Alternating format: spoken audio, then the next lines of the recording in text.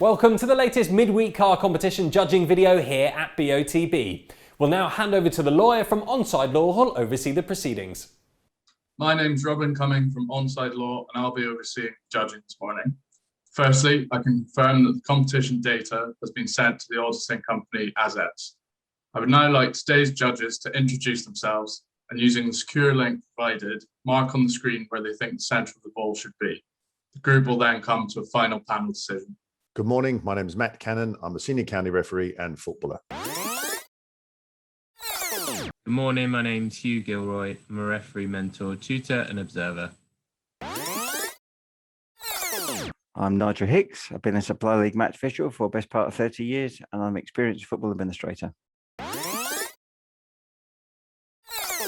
Hi, I'm Jenna Scalacci, retired professional footballer. I'm now a head coach in a Tottenham College programme. My name's Liam Walsh. I'm a retired referee, currently head coach for the Middlesex Referees Academy and an FA observer. Good morning, my name is Alain Goma. I'm an ex-professional footballer, having played for Paris Saint-Germain, Newcastle and Fulham.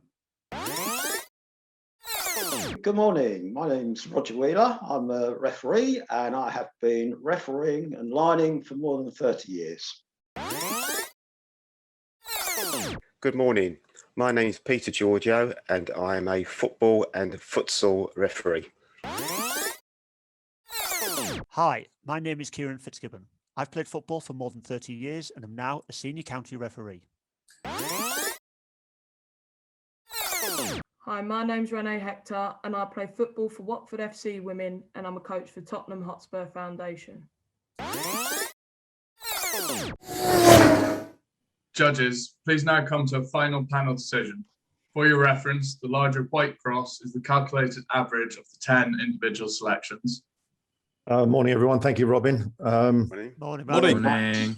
So we have 4 players in shot. The one I think is favourite to play the ball is the guy with the beard in front of us. He's looking at his profile. He's looking up towards the ball.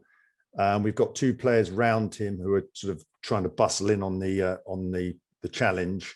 One of the players in the front's got his arm just trying to hold him back and he's looking across, and another player in the background looking up again towards the player and I believe the ball. I've gone slightly lower. I just thought the ball was quite imminent with the guy's mouth sort of puffed up a bit and he's frowning. And we seem to have a central cluster and then Renee's above. So I'll start with you, Renee. You're at the top of the group here. I'll magnify yours. How did you see what was happening in the photo? Yeah, I feel like the ball's clearly dropping into the player in black. I'm not sure if he's particularly going to head the ball because he doesn't seem to be doing your typical movements that you do before you go and head a ball. So I feel like he may be trying to hold off the players in red and white to get it to maybe drop into his chest or to his thigh or something like that. And I just felt like because there wasn't too much expression on the face, I just didn't feel like the ball was too close to him. So that's why I've gone a little bit higher, but obviously on a very similar eye line to everybody else. Yeah, okay. So I just wanted you to say that. I'll draw the eye line up from this guy's eyes. We're a fairly narrow band up from him. And it's really the split from top to bottom. We can't see this player in red's eye. I think he was, he could be looking at the back of this player's head. So we have, again, yours slightly higher, Renee, and mine is slightly lower. And I wanted that perspective because I'm the lowest and you, Renee, the highest. And I'll come to Kieran now. I will draw another line up from this player who, if I put it through this line, which is the wide average at the moment, you can get a gauge of him looking towards the ball as opposed to the player. But Kieran, I'll come to you next. Magnifying yours, you're just to the right and just slightly above my own choice. How did you see the challenge and what was happening? Yes, thanks, Matt. I found this one quite difficult because, as you said, there's no clear eye on the ball. I mean, we've got the player in front who I agree with everybody else that the ball's coming into him and he's the one who's going to play the ball. It's difficult to know how he's going to play it. He doesn't look like he's going for a header. However, I took a little bit from the sort of general direction that the players in the background were looking. So the player on the right, as you said, I think he's perhaps looking at the player. So I've ignored him and I've taken the other two players, and they do seem to be looking just slightly in front of this player in the foreground, and that's why I placed my ball there. It's not clear how close the ball is to him, but that's the reason why I placed mine a little bit closer than some of my other colleagues. Yeah, that's great. Thank you. Because that's the three of us outside what I would describe as the main cluster. Nigel, you're here highlighted in the yellow cross. You're just ever so slightly out to the left of the main cluster, and I'm highlighting your choice. How did you see the challenge? Morning, everyone. So, yeah, I mean, certainly in terms of the eye lines, I felt the player in the, I think it's black and maroon there, who looks favourite to receive the ball. I feel he's looking pretty much 90 degrees out from his face. I didn't feel there was any white underneath his eyes that indicated he was looking up. I thought he's raised his brow, so he's got a clear view looking straight out. So that was pretty much how I took that eye line. I agree entirely, Matt, that the player in red behind you haven't got a really good view of his eyes. So again, I just took the view that he's probably looking pretty much straight out. And the player in the background slightly, I think, it's very much a 3D picture. He's looking across and to his right. He does seem to be looking slightly up, judging from his eye line. So, those were the eye lines I took. In terms of the players themselves, I feel they've probably all got their feet on the ground. They're not jumping for it. They're waiting for the ball to come into them. And I think that it may be moving over their heads, or it may be dropping towards the player in the centre of the picture. But, taken from the eye lines, I think that's pretty much where I saw the intersection. Yeah, lovely. Thank you very much. And I'll come to you, Liam. You're sort of on the same sort of line up from myself and across to Nigel's, just slightly below the calculated average. I'll highlight yours now. How did you see the challenge and what was happening? Thanks, Matt. Yes, echoing the comments of both Kieran and Nigel, really. But the one real exception, I took the eye line of the guy the nearest to us in the red and white because of his height. I felt that he was looking over the player. He could clearly see, and he could clearly see the ball. I didn't feel he was looking through the player's head. It's just an opinion. And that's what this is all about. And I used as well the guy furthest back. I know he's very sort of, yes, this guy. Yeah. I felt it. He had to see that. You had to tell a story that he could see the ball, because that's what the picture does. And for me, going where I went, that's the two extra factors other than what's already been said, Matt. Yeah, I mean, taking your point of the player in the back, he's sort of slightly twisted and his head's slightly pointed, which again suggests, as you said, that the ball is in front of the player, as I think we all agree in the foreground. But no, thank you for that. That's great. I'll come to you now, Roger. You're just here, light blue cross highlighted. You're just to the right of the main cluster. How did you see the position of the players and what was happening? Yeah, much the same. I felt the ball was dropping, and the fellow in the foreground in the black and maroon, he's got a little bit of a furrowed brow, as if he was going to play the ball. But the three guys in the foreground look sort of remarkably relaxed to me, considering the ball is obviously in there somewhere. I felt, as Liam said, I looked at the guy in the background as well, who probably, if we could see the whites of his eyes, would be great. But he seemed to be the most relaxed of all in terms of where the ball would be. And like Nigel said, I think the player in the foreground, he's looking more or less out, but I felt he was just looking up a little bit more. I thought I could see a little bit of white under his eyes, so he was out but up slightly. Yeah, sure. But it's quite a tricky one. I wasn't even sure whether the second red and white player, the one further back, had both eyes on the ball, or one on the ball and one on the player that he's trying to jostle there. So we've got an intersection of yeah, where I just felt the ball was going to be, and was going to be sort of fairly imminently played by the fellow in the black and purple. Yeah, I mean, obviously we don't know where on the pitch this is, and it comes to mind that you know, when you have a scenario like this where a player's looking to at the ball coming down and players are active around him, i.e. the red and white players, you know, it may be with, say, it's in the penalty box, and they don't want to get too close because of the challenge. Yeah. So Alan, I'd love your view on this, because there you are highlighted. You're just to the left of the main cluster. I'd love to know what you think of this and what's happening. I'll just magnify yours there. Yeah, as my colleagues mentioned, I think the ball is dropping towards this player in black and purple.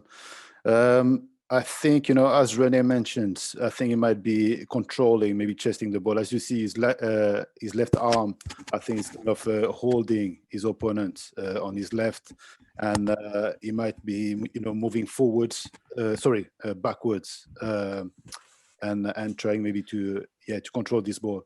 So basically, I used his pupil, and I drew it perpendicular diagonally, and then to determine the distance from the ball, I used, you know, mainly the player in red and white behind him. I thought he was looking slightly up, and but yeah.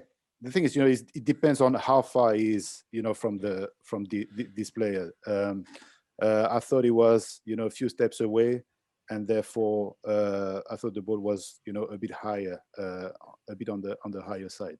Yeah, great. Thank you very much. And Hugh, I'll come to you because you're just above Alain's. So there's your magnified. And now I'm going to put the magnifier over your choice. Do you see anything different to anyone else in the in this picture? Thanks, Matt. No, I agree with Alain. I think it's tricky too, not knowing what the scenario is. For me, the player in red and white on the right of our screen isn't going to win the ball. It looks like he's stretching his arm out to try and pull the player back. So I didn't think he was challenging for it. But yeah, I think the player just behind him does have a chance, and I think his eye line for me was quite important. Yeah, great, thank you. And then we'll come to the last two who are sort of in the middle of the big cluster. I'll start with you, Jenna. There's your dark blue cross magnified, and I'll put the magnifier over the top of it here. How did you see the challenge? Yeah, pretty similar to what's already been said. I felt the ball was dropping into the bearded guy at the front of the picture. I took a lot from the two players in the background. So the guy furthest back in the black shirt, his eyes are blurred, but I took a lot from his body positioning and his kind of the way his head's positioned. So I felt that he was looking out in front, where the ball was. It's similar to the guy in the red and white stripes. I know we've only got one eye that we can actually see, but I felt that his eyes were on the ball, which was also out in front of him. And then I just took the player, the bearded player, the way his head was kind of tilted slightly back, and that's where I came to my line. I didn't take too much from the guy who's holding the bearded player. I felt he was just trying to interrupt the play, really. Yeah, great, thank you. And lastly but not least, Peter, you're in the middle of this main cluster. How did you see this? I was in two frames of mind. One, is the ball coming in, or is the ball, has it bounced up at an angle? Looking at the players, it's been mentioned that they're fairly static, and the player in the maroon and black looks like he's favourite for the ball because of his facial expression. He's frowning. His mouth is buttoned, so it's either one, it's going over his head, or one, it's coming into him. So what I've done then is taken the eye lines of the player in red, both players there, to intersect where I think the centre of the ball is. Again, it's a difficult one to say how far away the ball is from the player in maroon and black. Yeah, thank you. So I'm going to do a bit of playing around with removing. If I remove myself and Kieran at the low end, you see the calculated averages moves over a bit, and obviously a bit further up with Rene's.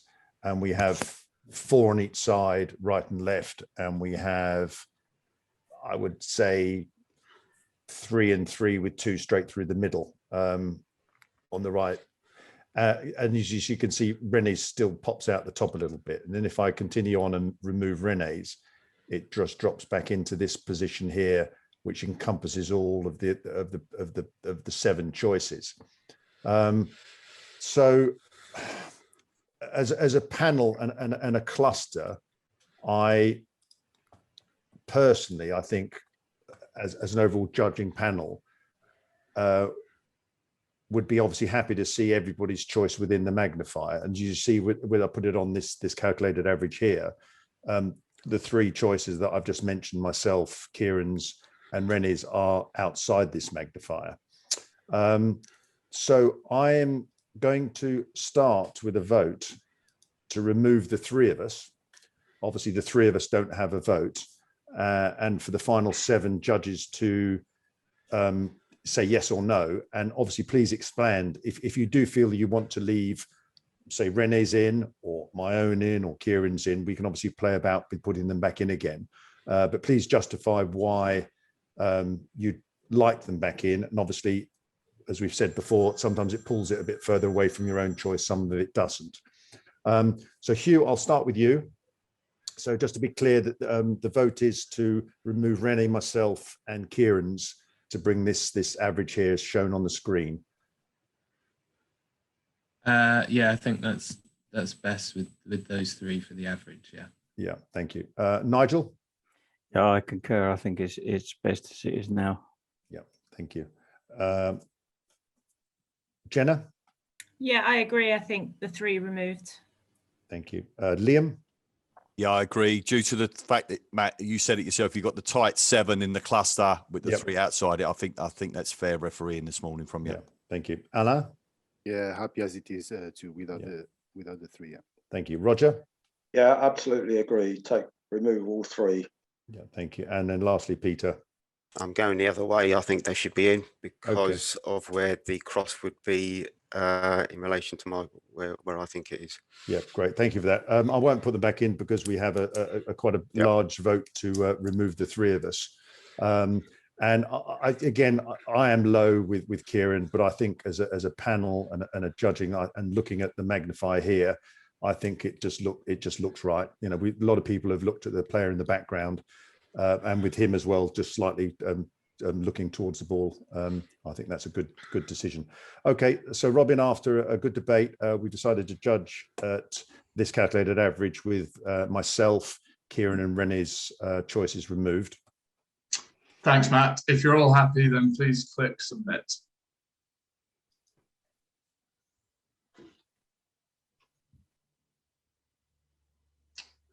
Thank you, judges. The coordinates selected are X1375, Y1329. These coordinates will now be passed to the auditors as ETS to calculate the winner of the competition, and they will then inform BOTB. That concludes the judging process. Thank you.